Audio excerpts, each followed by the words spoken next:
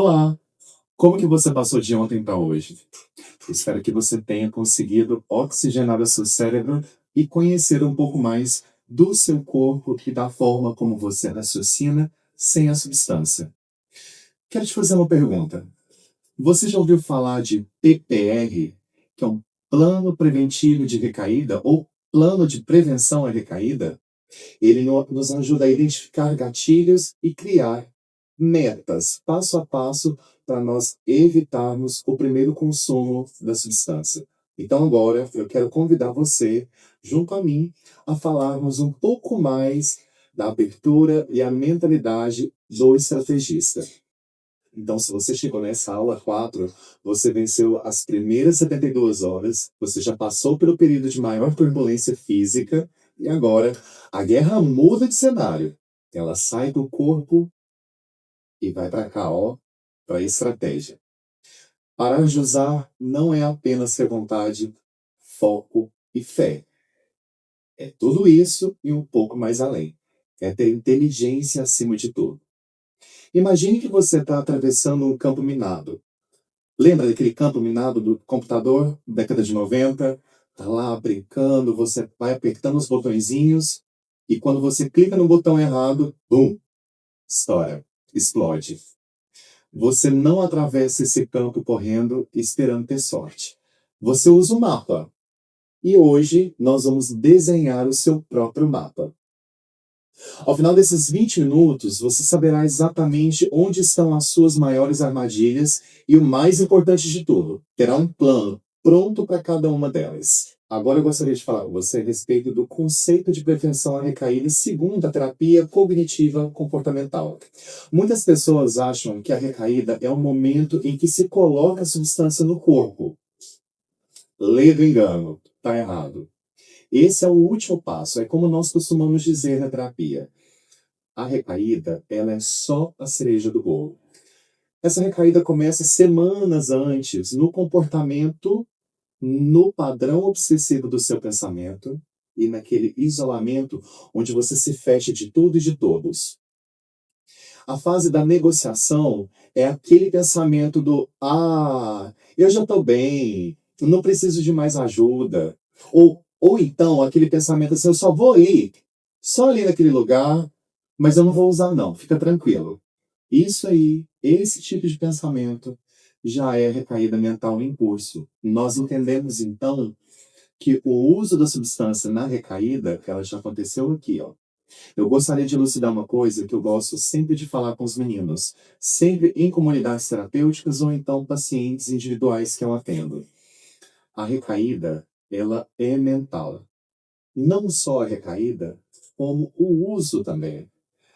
Na verdade, quando você faz o primeiro uso da substância da sua preferência, a sua memória cerebral, lembra da academia quando a pessoa vai fazendo exercício e fica a memória muscular?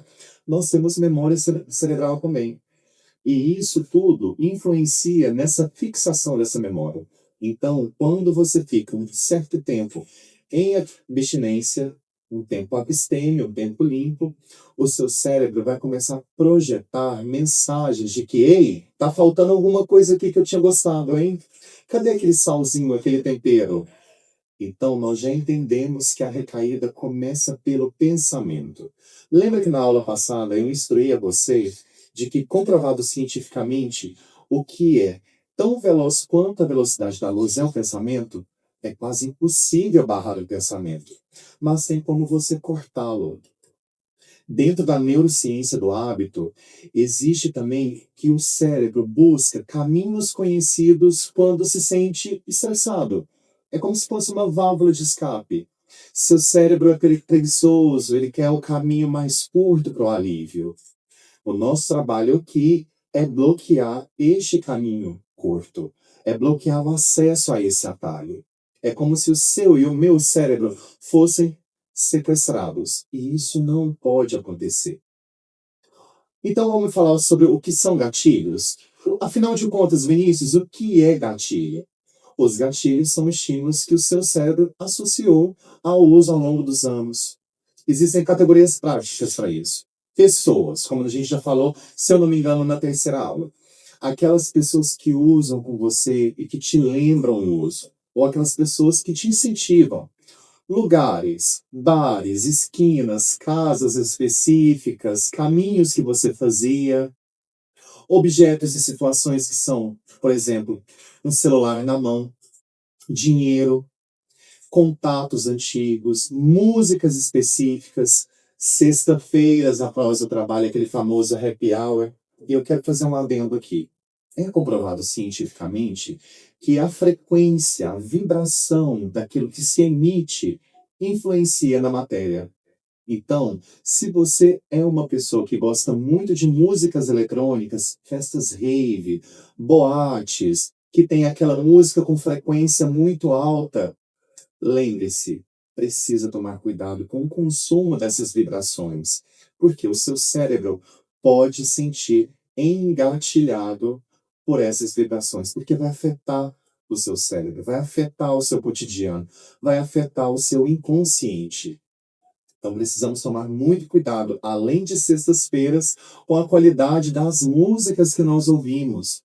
Não é que nós desejamos que você se torne um monge, um Buda, mas é tudo neste primeiro princípio, nesse início, perdão. Mas é tudo para este início de 28 dias, onde nós iremos cortar essa compulsão, que nós evitemos, né? Evitemos que a nossa neuroplasticidade pegue o hábito de novo de reconhecer certas frequências e nos prejudique. Agora, vem um exercício interativo bem prático, que é uma pausa para você. Eu gostaria que você parasse. E eu quero que você liste agora 5 coisas externas que, se você ver ou ouvir neste momento, farão seu coração bater um pouco mais rápido. Consegue listar para mim? Se você listou, saiba que esse é o seu radar do perigo. É importante nós fazermos esse radar, desenhar este radar justamente para que nós tenhamos este tipo de controle, esse tipo de fiscalização. Porque o perigo dos gatilhos internos é que eles são invisíveis. As emoções, como gatilho, muitas vezes nos fazem estar em lugares seguros, como pessoas boas, e a vontade porque as emoções são como gatilhos também. Muitas vezes você está em um lugar seguro, com pessoas boas, e a vontade, ela vem. Mas por que, Vinícius, que a vontade vem? Porque o gatilho está dentro de você. O gatilho está aqui, ó. E principalmente aqui, no seu inconsciente. A sigla HALT, que no inglês é FISC, ela significa basicamente o que eu disse na outra aula. A fome, que é o cérebro sem a glicose perde o poder de decisão. Ou seja, o nosso painel de controle ele desliga totalmente. Então fica como se fosse um sequestro. A irritação ou raiva, que é o desejo de se vingar do mundo usando. Olha que interessante. Tá naquela raiva que você não sabe explicar, ou você consegue explicar, mas não tem o controle sobre essa emoção, vem o desejo de se vingar do mundo inteiro, das suas frustrações sendo descontadas no uso. A solidão, o sentimento de abandono. E nesse sentimento de abandono a gente tem que tomar muito cuidado, porque é onde a substância falsamente parece preencher. Pessoas que se sobrecarregam, ou seja, o cansaço. Quando o corpo está exausto, a resistência mental cai a zero. Então, não se sobrecarregue. Isso tudo vem só para poder reforçar que dessas 4 emoções, qual foi a que mais te levou ao uso no passado? Você consegue desenhar no seu radar do perigo agora quais dessas 4 emoções foi a que mais te levou ao uso? Entender isso é ter a chave da sua liberdade. E por falar em liberdade, eu gostaria de te lembrar uma única coisa. Você e eu somos seres humanos, correto? Todo ser humano preza por sua liberdade. Mas é imprescindível que nós entendamos que não existe liberdade sem responsabilidade. E o seu radar do perigo, ele vai conseguir te dar um pouco mais de autonomia, um pouco mais de liberdade em cima dessa fiscalização. Então agora eu quero te falar sobre a técnica da fita rebobinada, que é talvez uma resposta ao gatilho. eu gostaria que você prestasse bastante atenção nessa ferramenta prática.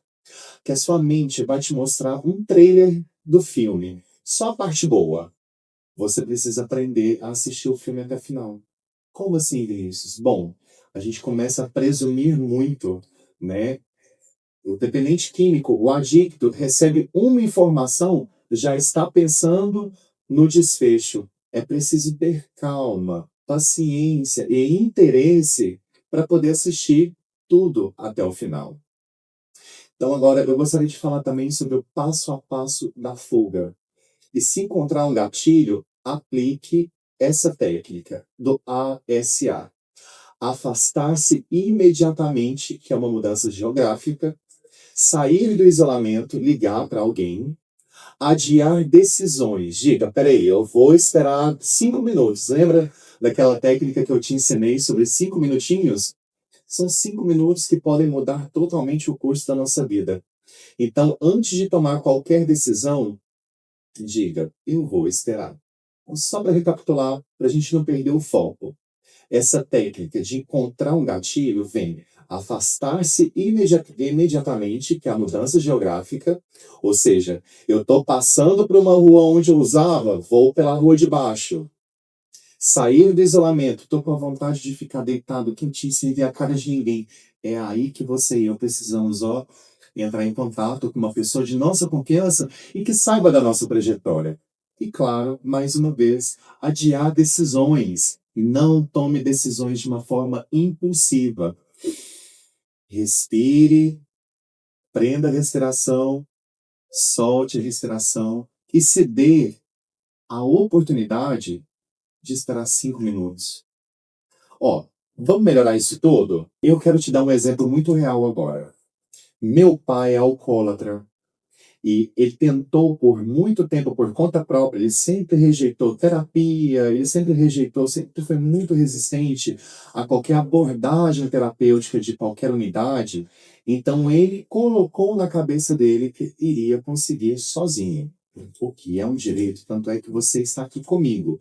Você não está sozinho. Eu estou aqui te dando ferramentas, mas existe muita resistência de algumas pessoas, principalmente do alcoólatra. Então, meu pai, ele tinha o hábito de sair do trabalho às sextas-feiras, a partir das 6 da tarde, e fazia o mesmo trajeto com moto todos os dias para poder chegar em casa mais rápido. Porém, no trajeto, no meio do caminho, o barzinho que ele sempre gostou, que ele sempre foi desde a mocidade, estava aguardando ele ali. Então, ele parava, bebia muito, saía de lá meio que cambaleando, olha o risco, se colocava na moto, se dirigia para casa e continuava o consumo da bebida. Houve uma época que meu pai realmente não estava aguentando mais, a vida começou a sair do trilho, perdeu o controle. Então, quando ele reassumiu as rédeas da própria história, as rédeas da própria vida, ele simplesmente começou a mudar o caminho que ele fazia. Mas, Vinícius, tem muitos bares, sim, mas aqueles 5 minutinhos, aquela decisão de mudar um caminho foi muito benéfica, porque ao invés de ele mudar o caminho e ir reto para casa, ou então ele continuar no mesmo caminho e parar no bar, ele mudava a sua rota, passava numa barraquinha de água de coco, bem gelada, e tomava um coco sozinho, todo, esperando 5 minutinhos, para ele poder conseguir quebrar um ciclo daquele pensamento e daquela vontade. E funcionou. Hoje meu pai não bebe, não consome álcool mais, e toda vez que vem essa vontade, essa sede de consumir álcool, ele vai ali e faz uma troca estratégica, ou por um doce, ou então por uma água de coco bem gelada. Então agora, eu quero só recapitular com você sobre o que nós falamos. Mapeamos então as nossas minas, fizemos também o radar do perigo. Você identificou pessoas, lugares, objetos e principalmente as suas emoções. As emoções que te colocam em risco. Isso tudo foi muito valioso, porque quando nós temos essa percepção do nosso aqui, agora, fica mais fácil caminhar. A sua lição para hoje é: crie o seu protocolo de emergência. Como assim, Vinícius? Um protocolo de emergência? Um protocolo de emergência. Escreva no papel. Se eu sentir Espaço em branco, eu vou fazer ação. Exemplo, vou te dar um exemplo para ficar mais prático. Se eu sentir solidão, vontade de ficar isolado, eu vou ligar para o meu irmão, eu vou ligar para o meu padrinho, eu vou ligar para minha madrinha, eu vou ligar para o meu terapeuta. Deixa isso bem visível, viu? É importante, como eu falei na outra aula, dar nome aos seus sentimentos e às suas emoções, porque isso te dá mais autonomia e controle sobre aquilo ali. Este é um controle real que você e eu podemos ter de uma forma bem saudável, sem muita personalidade e baseando-se no princípio de permanecer sóbrio por este dia. Você e eu só temos 24 horas no dia e é o que nós temos controle. A sobriedade é um jogo de xadrez, viu? Ela é um jogo de xadrez contra a sua própria mente adicta. Hoje você aprendeu a prever as jogadas dela. Então, eu te parabenizo por mais um dia. Nós iremos nos ver na aula 5, onde iremos falar sobre as mentiras que a nossa mente conta para nos convencer a usar. Você quer continuar limpo? Quer conseguir se estabelecer profissionalmente?